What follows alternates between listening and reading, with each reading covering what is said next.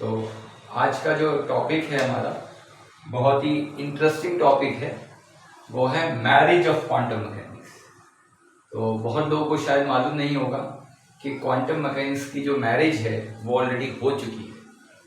तो हम समझेंगे और देखेंगे कि क्वांटम मैकेनिक्स की मैरिज किससे हुई है, और फर्दर आगे हो सकता है कुछ वीडियोस में हम क्वांटम मैकेनिक्स के चिल्ड्रंस की भी बात करें। तो अभी हम बात करते हैं मैरिज ऑफ क्वांटम मैकेनिक्स। तो जब भी किसी की मैरिज होती है तो डेफिनेटली उसके लिए साथ का जो पर्सन है वो एक कंपैटिबल कंपेनियन ही ढूंढा जाता है ना। तो क्वांटम मैकेनिक्स का जो इमर्जेंस हुई क्वांटम मैकेनिक्स, वो आप सब जानते हैं, वो 1920s के अराउंड में क्वांटम मैकेनिक्स इमर्ज हुई उसी दौरान, है ना। और उसी दौरान कुछ और थ्योरीज थी जो कि इमर्ज हुई, जो कि पैदा हुई।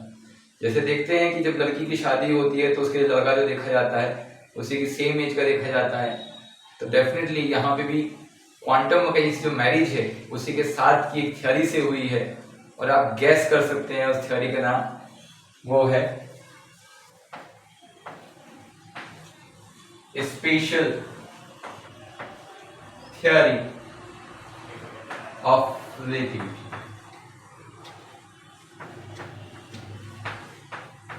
तो special theory of relativity and quantum mechanics, इन दोनों का शादी हो चुका है। मीन्स इन दोनों को जोड़ दिया गया है ना, इन दोनों को ऐड कर दिया गया है। अगर मैं साइंटिफिक लेवल में बात करूं तो इन लोगों को मिला दिया गया है ना, इन दोनों थ्योरीज को मिक्स किया गया है। एक्चुअली क्या है कि क्वांटम मैकेनिक्स बहुत अच्छी थ्योरी है, और ये पार्टिकल्स की जो माइक्रोस्कोपिक लेवल पार्टिकल्स हैं उनकी मैकेनिक्स को बहुत अच्छे से एक्सप्लेन करती है, हम सब लोग जानते हैं। लेकिन प्रॉब्लम क्या आती है, जब गॉडस्मिथ एंड उलनबैक ने स्पिन की बात करी, स्पिन की डिस्कवरी करी, तो जो यूजुअल क्वांटम मैकेनिक्स है वो पार्टिकल की स्पिन को एक्सप्लेन नहीं कर पा रही थी। उसके पास कोई आइडिया नहीं था पार्टिकल के स्पिन को एक्सप्लेन करने का।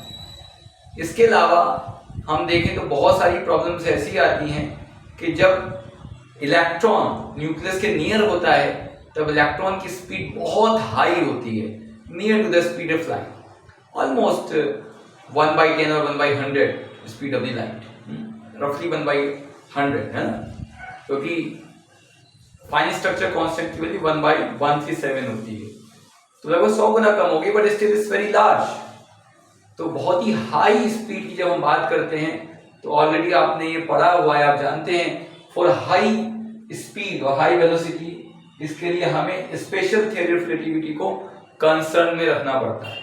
जहां पे भी हाई स्पीड की बात होगी वहां पे हमें STR पे ध्यान देना होगा, और जहां पे माइक्रोस्कोपिक पार्टिकल की बात होगी वहां पे हमें क्वांटम मैकेनिक्स पे ध्यान देना होगा। तब यहाँ पे दोनों चीज मिल रही थी। माइक्रोस्कोपिक पार्टिकल की स्पीड बहुत हाई है, हाँ ठीक है। तो यहाँ पे स्पेशल रिलेटिविटी और क्वांटम मैकेनिक्स दोनों थ्योरी को जोड़ना बहुत ज्यादा जरूरी हो गया था, ठीक है। जिसके लिए जो शुरुआत है, जो काम किया, वो काम किया PAM डिराक ने, okay, Paul Anderson Morris Dirac. तो बहुत ही अच्छा मैथमेटिकल टेक्निक डिराक ने यूज की है। तो पहले देखते हैं कि व्हाट आर द प्रॉब्लम्स, कि क्वांटम मैकेनिक्स और रिलेटिविटी की मैरिज में प्रॉब्लम्स क्या है ना। तो इसके लिए अब आपको मालूम होगा कि क्वांटम मैकेनिक्स की जो इक्वेशन है वो है ये बेसिक इक्वेशन, फंडामेंटल इक्वेशन, और स्पेशल रिलेटिविटी की जो इक्वेशन है जब हम लगा देते हैं पार्टिकल पे, मासिव पार्टिकल पे, तो स्पेशल रिलेटिविटी की इक्वेशन आती है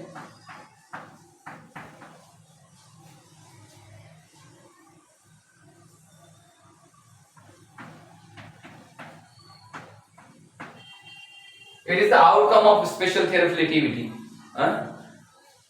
और ये देख रहे हैं it is the outcome of the quantum mechanics. ये क्वांटम मैकेनिक्स का रिजल्ट है, ये स्पेशल रिलेटिविटी का रिजल्ट है। और इसी को अगर आप और सलीके से लिखेंगे तो आप जानते हैं you can write down in one dimension form और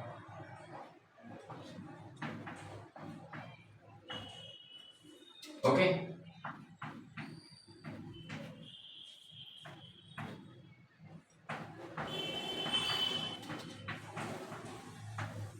okay you can write down in this way. ये वन डायमेंशन श्रोडिंगर इक्वेशन है। थ्री डायमेंशन के लिए आप इसे यहाँ पे लाप्लासियन ऑपरेटर यूज कर सकते हैं instead of D over dx। You can write down in that form also.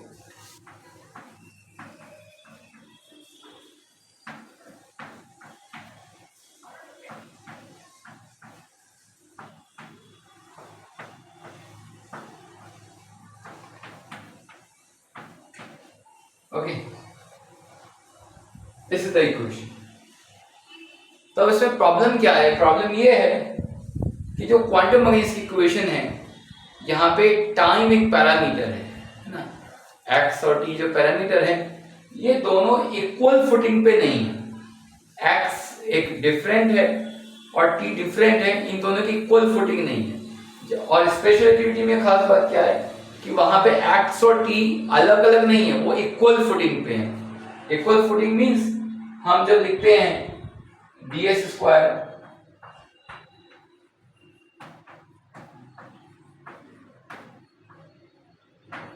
Special relativity में, तो हम पोजीशन को और टाइम को इक्वल फुटिंग पे ले आते हैं।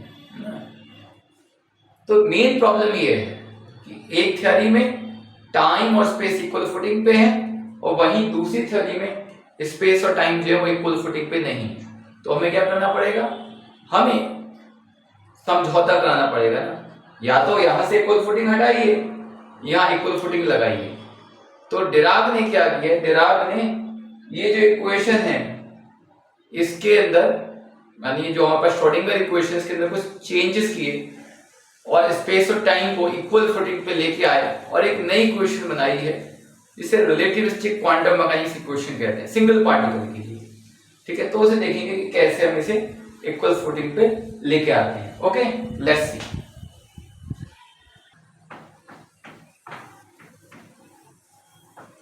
तो ये जो इक्वेशन है हमारी, जो हमारी स्पेशल रिलेटिविटी से आई हुई है, तो यहां से आप देखें E को हम लिख सकते हैं under root m square C4 p square C4।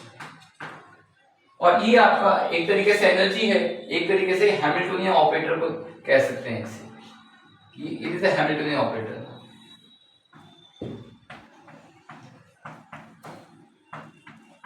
और अब ये क्वांटम मैकेनिक्स में अगर अप्लाई करना चाहते हैं आप, H psi is equal to E psi, जो हमारा यूजुअल क्वांटम मैकेनिक्स होता है, वहां पे आप अप्लाई कर दीजिए। तो क्या होगा? एच की जगह आप ये रखेंगे m square C4 plus p square C square Sai, और E क्या है आपका? एनर्जी ऑपरेटर हो जाएगा IH cross del by del in the quantum mechanics. तो स्पेशल रिलेटिविटी और क्वांटम मैकेनिक्स दोनों को मिक्स कर रहे हैं यहाँ। अब देखिए P जो है मोमेंटम एक ऑपरेटर है क्वांटम मैकेनिक्स में।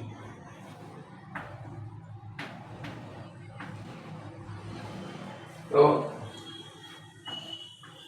P कितना होता है? मोमेंटम ऑपरेटर होता है minus IH cross del by del X, या फिर minus IH cross del operator. तो लिख देंगे minus IH cross del operator square C square psi is equal to IH cross del by del. ठीक है, तो ये हमने इक्वल फुटिंग पे लिया टाइम को भी स्पेस को। अगर आप देखिए ये जो 1/t है, अगर आप स्क्वायर रूट को हटा करके स्क्वायर कर दे दोनों साइड्स जो है ना, एक तरीके से ये बाई हैंड कर रहे हैं इस चीज को, ये कितना हो जाएगा? माइनस आई स्क्वायर माइनस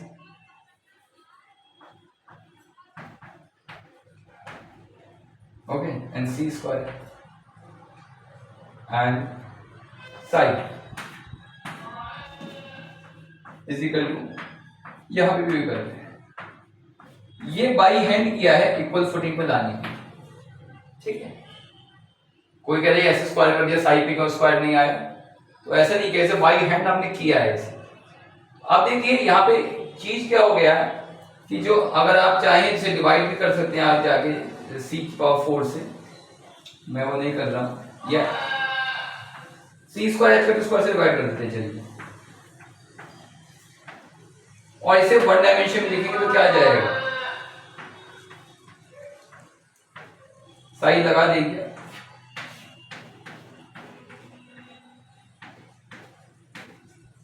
और यहां पे भी डिवाइड कर दीजिए।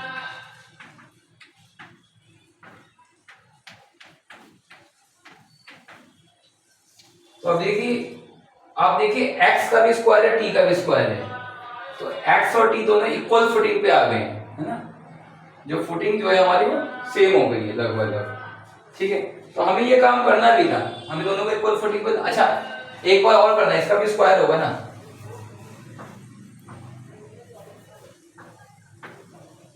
ठीक है। तो ये तो कट जाएगा, ये हो गया आपका m स्क्वायर, मैं इधर लिख देता हूं, जस्ट ए मिनट।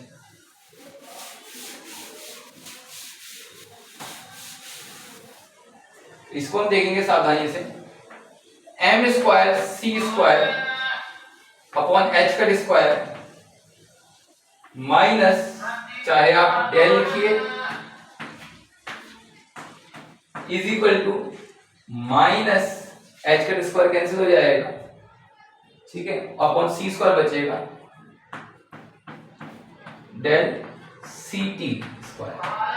तो देखिए सी टी और x जो है, इस यहाँ पे जो x आता है, ये तो वन डायमेंशन में डी बाई डी एक्स हो जाता है ना,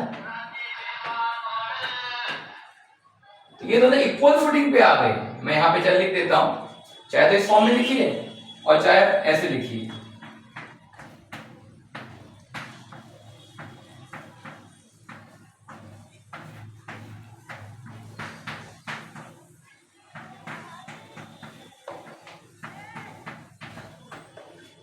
ठीक है, तो ये मैथमेटिकल मैरिज है एक तरीके से आप कहें तो, इसके फिजिकल एप्लीकेशंस भी बहुत ज्यादा होंगे। तो यहाँ पे माइनस साइन अगर इन्वर्ट कर दें आप, चाहे इसमें तो क्या हो जाएगा, ये डेल स्क्वायर माइनस, और सबको एक साइड ले आए आप, minus M square C square H square minus del square upon del C T square psi is equal to 0। तो ये जो है, जो कंबाइंड इक्वेशन आई है, ये जो है it is the outcome quantum mechanics और स्पेशल रिलेटिविटी का।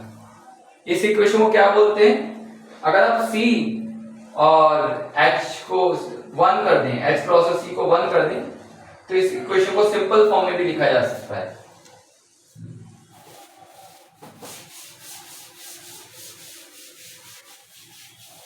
क्योंकि हम जानते हैं, हम लोग हायर एनर्जी फिजिक्स में जब काम करते हैं तो जनरली C और H को 1 लेते हैं, नेचुरल यूनिट्स कहलाती हैं ये। तो del square minus del square हो del t square minus M square sign 0, ठीक है। ये हमारी एक इक्वेशन बन गई, ठीक है। और चाहे तो सी लिख सकते हैं, चाहे नहीं लिखे, सी को मैंने बंद कर दिया। ये जो पूरी इक्वेशन है, ये क्या कहलाती है, ये बॉक्स स्क्वायर।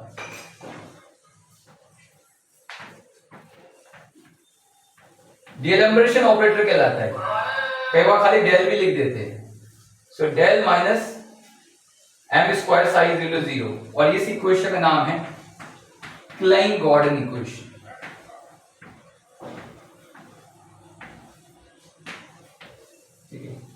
यही जो इक्वेशन है, ये रिलेटिविस्टिक पार्टिकल के लिए है, ठीक है, जिनकी स्पिन नहीं है ना, जीरो स्पिन पार्टिकल के लिए है, just like a pi meson kind की जो पार्टिकल्स हैं। और स्पिन पार्टिकल के लिए एक अलग इक्वेशन आती है, जिसे बोलते हैं डिराक इक्वेशन, है ना। तो आप देख सकते हैं कि कैसे पीएम डिराक ने स्पेशल रिलेटिविटी और क्वांटम मैकेनिक्स दोनों को मर्ज कर दिया, या कहें एक तरीके से कि दोनों की मैरिज करा दी, और उस मैरिज का जो आउटकम्स है वो है cling-Gordon equation, Dirac equation and so on. और अभी ये फॉर सिंगल पार्टिकल के लिए, या हम शॉर्ट में कहें तो हम single particle relativistic quantum mechanics कर रहे हैं। यही जब मल्टी पार्टिकल के लिए की जाएगी, मैनी पार्टिकल सिस्टम के लिए रिलेटिविस्टिक क्वांटम मैकेनिक्स की जाएगी, तो उसी को हम बोलते हैं क्वांटम फील्ड थ्योरी। और अभी हमने यहाँ पे कोई क्वांटाइजेशन नहीं किया है, इस जैसे इक्वेशन, फील्ड इक्वेशन, ठीक है। जब हम क्वांटाइजेशन बोलेंगे तभी उसे बोलेंगे सेकंड क्वांटाइजेशन, ओके। तो इट्स जैसे field equation after the combination of special relativity and quantum mechanics. तो आई होप आपको ये इंटरेस्टिंग लगा होगा। इसकी बहुत ज्यादा एप्लीकेशन है, ये इसलिए बताना भी जरूरी था क्योंकि कुछ लोग क्वांटम फील्ड थ्योरी जैसा सब्जेक्ट समझना चाहते हैं, लेकिन उन्हें basic relativistic quantum mechanics for single particle ही नहीं आती है। तो पहले हमें क्वांटम मैकेनिक्स समझना होगा ठीक से, स्पेशल रिलेटिविटी समझना होगा ठीक से, फिर दोनों की शादी करानी होगी, यानी कि relativistic quantum mechanics for single particle, ये हमें समझना होगा। उसके बाद में स्टैटिस्टिकल फिजिक्स की नॉलेज लेकर के हम relativistic quantum mechanics for many particle system की तरफ जाएंगे, या हम कहें क्वांटम फील्ड थ्योरी की तरफ जाएंगे, और उसके बाद भी हम फोक स्पेस डिकम्पोजिशन से क्वांटाइजेशन के रूल्स सीखेंगे। तो वो लोग करेंगे जिन्हें क्वांटम फील्ड थ्योरी को समझना है। तो हमारा आज का जो लेक्चर था मैरिज ऑफ क्वांटम मैकेनिक्स, ये पूरा होता है। Thank you.